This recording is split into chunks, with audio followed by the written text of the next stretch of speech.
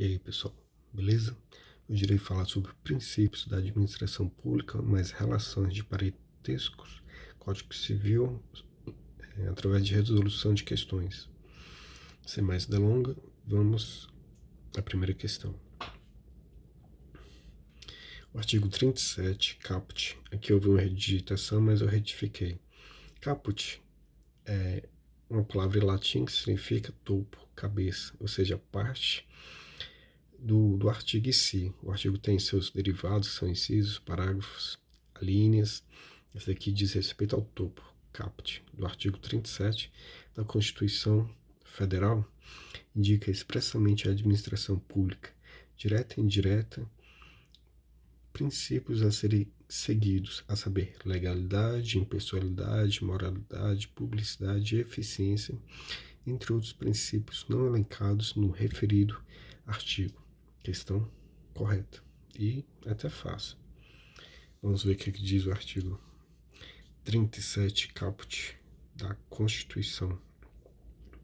A administração pública direta e indireta de qualquer dos poderes da União, Estados, DF e municípios obedecerá aos princípios da legalidade, impessoalidade, moralidade, publicidade e eficiência.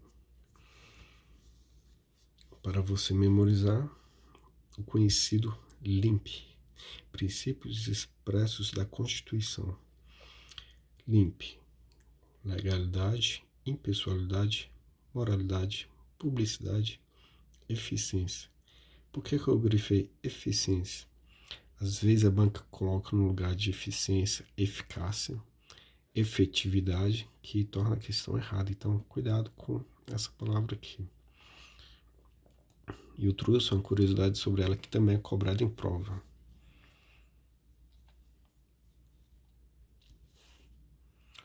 A maioria dos candidatos sabe isso daqui, mas a maioria dos candidatos não sabe isso daqui. Mas se você não sabe, agora vai saber. Por exemplo, no que tange ao assunto em tela, há um detalhe importante, pois já foi cobrado em prova, que o princípio da eficiência foi incluído ao rol dos supracitados princípios através da emenda constitucional 19 de 98. Do jeito que está aqui, já foi cobrado em prova. Então, memorize isso daqui, que o princípio da eficiência foi incluído através que emenda constitucional 19 de 98. Isso aqui já caiu em prova, então é de suma importância que você saiba. Próxima questão. Os princípios elencados na Constituição, tais como legalidade, impessoalidade, moralidade, publicidade e eficiência, aplicam-se à administração pública direta, autárquica e fundacional, mas não às empresas públicas e sociedades de economia mista que explorem a atividade econômica. Questão errada. Vamos ver.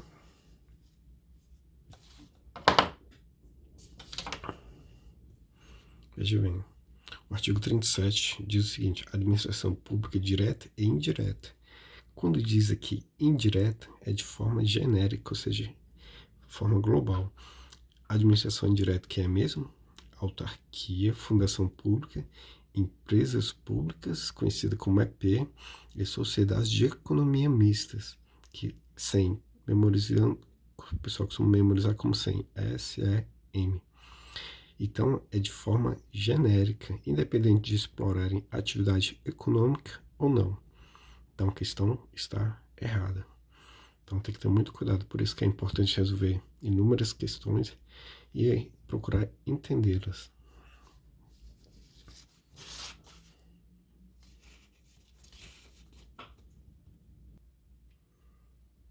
Próxima questão. Enquanto da administração privada só é permitido fazer o que a lei autoriza, na administração pública é lícito fazer tudo o que a lei não proíbe. Por que essa questão está errada? Há uma inversão.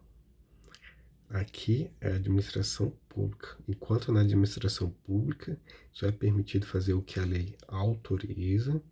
Na administração privada, é lícito fazer tudo que a lei não proíbe. Então o candidato tem que ter cuidado para não ler a questão rápido, achar que está fácil e perder a questão simples dessa. Então houve o quê? Uma inversão. Aqui eu coloquei, cuidado, pode haver inversão e tal, como eu expliquei, aqui é pública e aqui é privada. Vamos prosseguir. Em decorrência do princípio da impessoalidade, as realizações administrativo-governamentais são imputadas, por óbvio, ao ente público e não ao agente público. Parafraseando em outras palavras, para que você possa entender um pouco melhor a questão, suponha que um prefeito realiza a operação tapa-buraco. O mérito não será do prefeito, mas será de quem? Da prefeitura. Ah, mas prefeito não tem mérito nenhum. Não, eu só estou citando uma situação hipotética para você entender que o mérito nunca vai ser do agente público que está executando a obra. Não é algo tirado do bolso dele. É uma obrigação dele fazer tal realização. Aí eu coloquei aqui o exemplo, por exemplo, as ações do agente público não podem ser utilizadas para se autopromover. Por exemplo, um prefeito usa o fato de ter feito uma operação para tapar buracos, né, em vias públicas. Ele não pode usar isso para se promover como se tivesse sido pago pelo bolso dele. Foi o que eu expliquei. Vamos para a próxima questão. Haverá ofensa ao princípio da moralidade administrativa sempre que o comportamento da administração, embora em consonância com a lei, ofender a moral, os bons costumes, as regras de boa administração, os princípios de justiça e a ideia comum de honestidade. Questão correta, porque além de estar de acordo com a lei, tem que obedecer o quê? Ao princípio da moralidade, ou seja, tem que estar de acordo com os princípios. Vejamos aqui novamente o artigo 37. A administração pública direta e indireta de qualquer dos poderes da União, Estados, DF e município obedecerá aos princípios da legalidade, impessoalidade e moralidade. Obedecer ao princípio da moralidade. Então, tem que estar de acordo com a lei e obedecer o princípio da moralidade. E para você entender melhor, coloquei um exemplo aqui. Um prefeito compra carros caros através de licitação lícita para a prefeitura na qual é prefeito. Essa compra está de acordo com a lei, pois obedece às regras da licitação, mas é contra a moral, haja vista faltarem ambulâncias nos hospitais da supracitada prefeitura, e as existentes estão caindo aos pedaços. Ou seja, a compra desses carros caros, luxuosos, está de acordo com a lei, com a licitação, cumprindo os requisitos certinho. Mas é o que? Algo imoral. Porque não tem lógica fazer esse tipo de compra. E sendo que estão faltando ambulâncias nos hospitais, pessoas, às vezes, devido a isso, estão morrendo. Isso não acontece no Brasil, né? Pelo contrário, é o que, infelizmente, mais acontece. Mais uma questão. Contraria o princípio da moralidade do servidor público que nomeie o seu sobrinho para um cargo em comissão subordinado. A questão está correta. Por que a questão está correta? Vamos analisar melhor.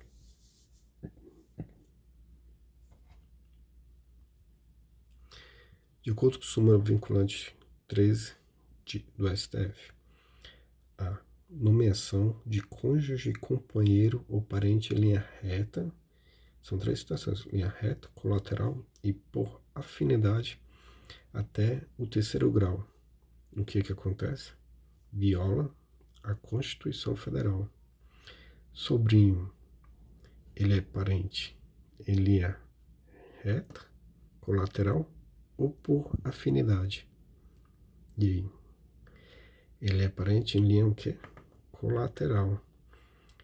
Sobrinho, é de primeiro, segundo, terceiro, quarto grau? Ele é o quê? Terceiro grau. Então ele se enquadra aqui, até o terceiro grau. E se fosse pais, sogro, sogra, tios, primos? É de suma importância você saber o grau de parentesco de cada um desses que eu falei, porque o CESP não é besta. Ele sabe que muitos conhecem essa súmula, e conhecendo essa súmula, se ele colocasse aqui até o terceiro grau, muitos acertariam. Mas em vez disso, o CESP costuma colocar as questões, por exemplo, sobrinhos, primos, já para confundir o candidato e selecionar os melhores preparados. Então, vamos prosseguir. Se aqui tivesse primos, a questão estaria errada, pois não iria violar a Constituição, porque primo é de primeiro grau, certo? Errado. Primo é parente de segundo grau, certo? Errado. Primo é o quê? Parente de quarto grau, em linha reta, colateral ou por afinidade. Primo é parente de quarto grau em linha colateral. Para você entender melhor sobre esse assunto que é de suma importância, vamos adentrar um pouco em direito civil, relações de parentescos, artigo 1591 ao 1595, artigos do Código Civil. Vamos lá.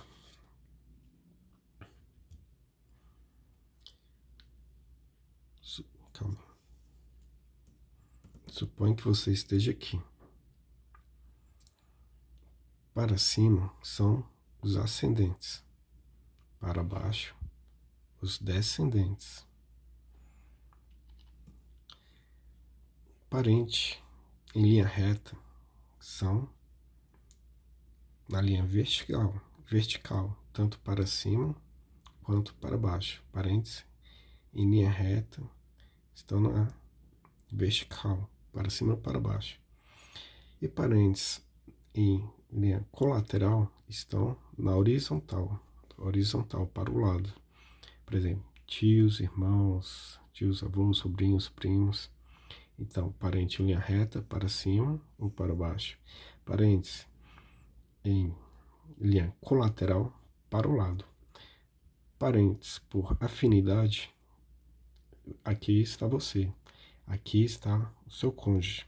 Então, parente por afinidade vai decorrer do seu cônjuge. Bom, vamos lá. Pais, parentes em linha reta, primeiro grau. Irmãos, seus parentes de segundo grau em linha colateral. Seus irmãos, que por óbvio são que? Filhos dos seus pais. Os filhos dos seus irmãos são quem? Seus sobrinhos. Que sobrinho é o quê? Terceiro grau. Sobrinhos netos, quarto grau. Isso aqui nunca vi cair em prova, mas até que se tem que saber. Em linha reta, segundo grau, avós. Seus tios, que são irmãos dos seus pais. Tios que são filhos dos seus avós. Tios, terceiro grau, linha colateral. Os filhos dos seus tios são quem? Seus primos. Quarto grau, linha colateral. Bisavós, terceiro grau. Tios avós, quarto grau. Tios avós, quarto grau. Isso daqui é de suma importância você saber que, por exemplo, regimentos de tribunais costumam cobrar muito grau de parentesco. E, por óbvio, o CESP, como eu falei, não vai colocar segundo grau, terceiro grau. Eles colocam o quê? Tios, irmãos, sobrinhos, primos. Então você tem que memorizar isso daqui. Pode ser chato, mas não é difícil não, você consegue. Aí filhos primeiro grau, netos, segundo grau, bisnetos, terceiro grau, trisnetos, trinetos, quarto grau. Pais, primeiro grau. Aqui também enquadram quem? Sogros e sogras. Sogra, sogro, primeiro grau, por parente por afinidade. E filhos aqui enquadra também primeiro grau, enteados, por afinidade. Primeiro grau, por afinidade. Aqui eu expliquei já. Aqui são os parentes por afinidade. Em linha reta, ascendentes, primeiro grau, sogros e sogras, como eu havia explicado. Esse daqui já cai em prova também. Sogro, sogra.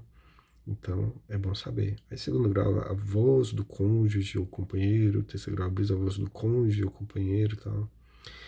Em linha reta, descendentes, primeiro grau, enteados, genros, noras. Também é bom saber.